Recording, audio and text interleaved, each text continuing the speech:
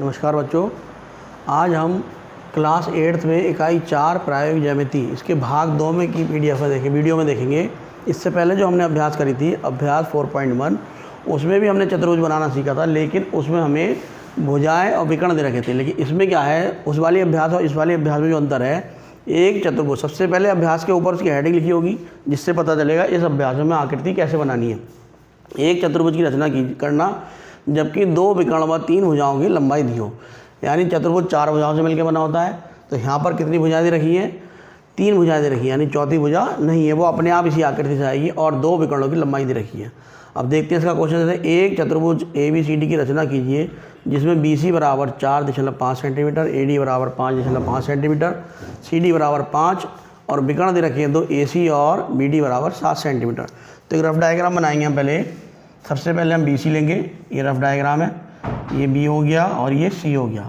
इसकी लंबाई दे रखी है हमें 4.5 सेंटीमीटर। अब आप देखेंगे AD, A यहाँ आएगा और D इधर आएगा। CD की जो लंबाई है वो कितनी? 5 सेंटीमीटर, यानी C को केंद्र मानकर चाप लगाएंगे 5 सेंटीमीटर की दूरी पर। अब देखेंगे ये देखा है विकर्ण BD, यानी B से D तक की जो दूरी है वो 7 सेंटीमीटर। दूसरा चाप यहाँ से लगाएंगे इसको केंद्र मान के, तो ये यहाँ पर काटेगी इस तरह से। ये एक त्रिभुज बनेगा पहले, इस त्रिभुज के बनने के बाद ये बिंदु हो गया हमारा D। अब हमें A बिंदु ज्ञात करना है। A बिंदु ज्ञात करने के लिए ये वाली भुजा की लंबाई और प्लस ये विकर्ण की लंबाई। एक बार हम केंद्र दोबारा C को मानेंगे तो हम AC की दूरी जो 5.5, एक चाप इधर लगाएंगे C से और फिर D से लगाएंगे 5.5 सेंटीमीटर की दूरी पे इस तरह से।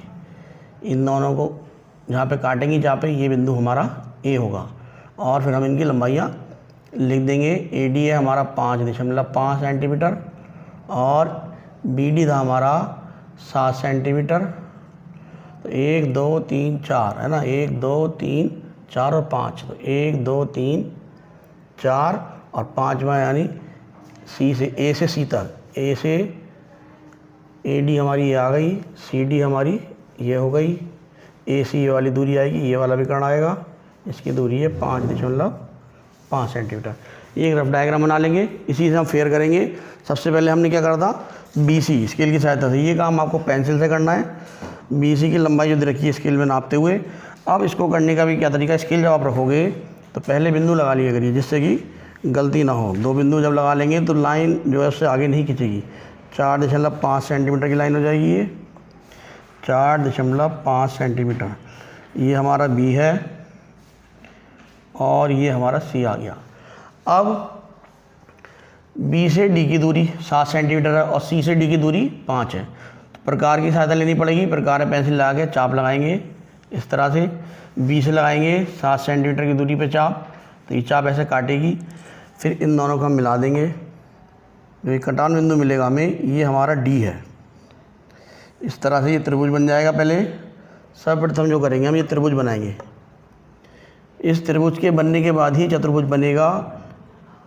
ये आ गया हमारा D, इसकी नाप है हमारी 5 सेंटीमीटर और इसकी नाप है हमारी 7 सेंटीमीटर, यानी B से D तक की।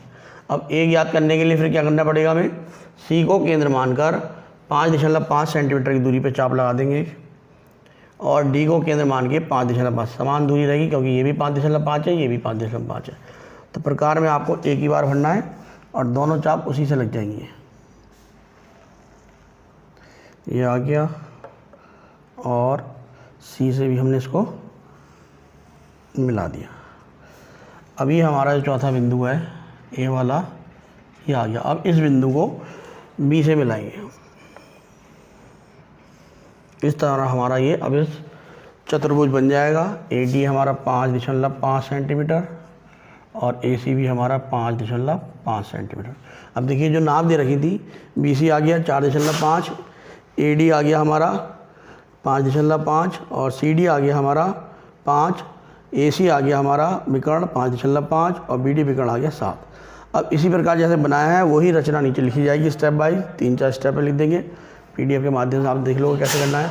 अगला क्वेश्चन है, इसमें AB बराबर 4.5, AB 4.5 दे रखी है और BC। तो सबसे पहले क्या करेंगे, AB बराबर 4.4 सेंटीमीटर हमने रफ बना लिया।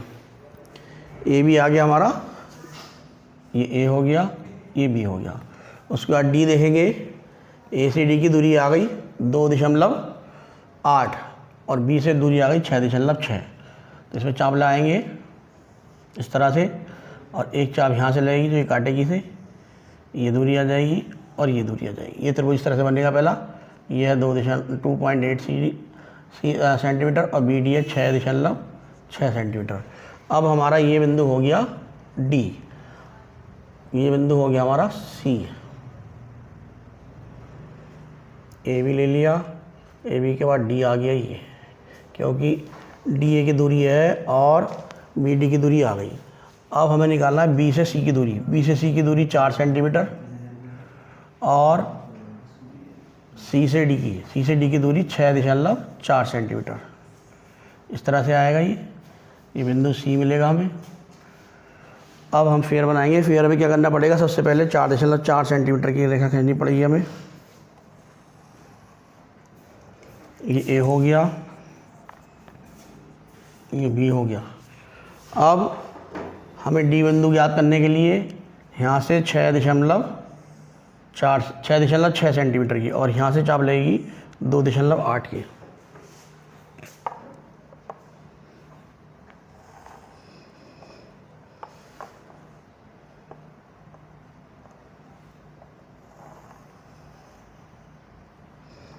ये बिंदु आ गया हमारा डी। इसमें क्रम आप देखोगे ए बी सी डी या तो घड़ी की दिशा में चलेगा या घड़ी की विपरीत दिशा में चलेगा।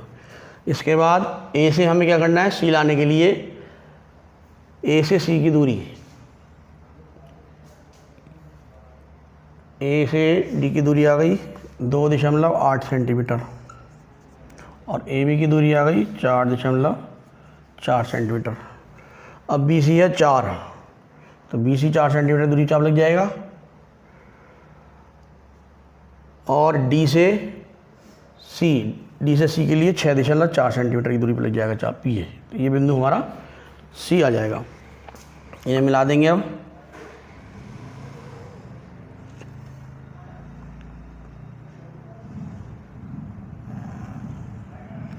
ये मिला दिया। अब इसमें आप देख रहे हो एक ही बिगड़ दिया, इनका नाम लिख देंगे। सी डी है 6.4 सेंटीमीटर और बी डी जो है हमारा, बी डी है 6.6 सेंटीमीटर और बी सी है 4 सेंटीमीटर। इस प्रकार आप देखोगे ए बी आ गया 4.4, बी सी आ गया 4, बी सी के बाद सी डी आ गया हमारा 6.4, डी आ गया 2.8 और बी डी आ गया 6.6। अब वो कह रहा है विकर्ण की माप बताइए। अब विकर्ण कौन सा बचा, आप देख रहे हो इसमें बी डी विकर्ण की लंबाई तो दे रखी थी। अब एक जो दूसरा विकर्ण है हमारा वो बचा ए सी। यही हमारा सवाल का एक भाग है। इसमें आपको दोनों इस वाले विकर्ण को मिलाना होगा जिसका माप नहीं दे रखा है। मिलाने के बाद इसको नाप लेना है और नाप के इसका मान बता देना। जब स्केल से आप नापोगे तो विकर्ण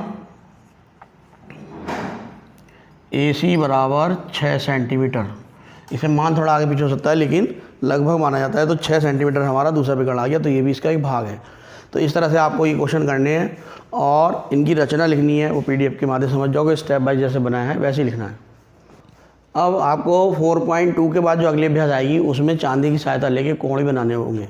तो पीडीएफ के माध्यम से मैं आपको 4.2 और 4.3 दो अभ्यास भेजूँगा, उसको आप कर लेना। लेकिन ध्यान रखना ये चित्र जो बनाओगे ये पेंसिल से बना लेना, क्योंकि अगर पेन से बनाओगे गलती होने पे इनको काटना पड़ेगा। पेंसिल से बनाने में आप रबड़ से मिटा सकते हो। तो ये दोनों अभ्यास पीडीएफ के माध्यम से आपको आ जाएंगी कल, और इनको आप कंप्लीट कर लेना कॉपी में। चित्र साफ बनाना। धन्यवाद।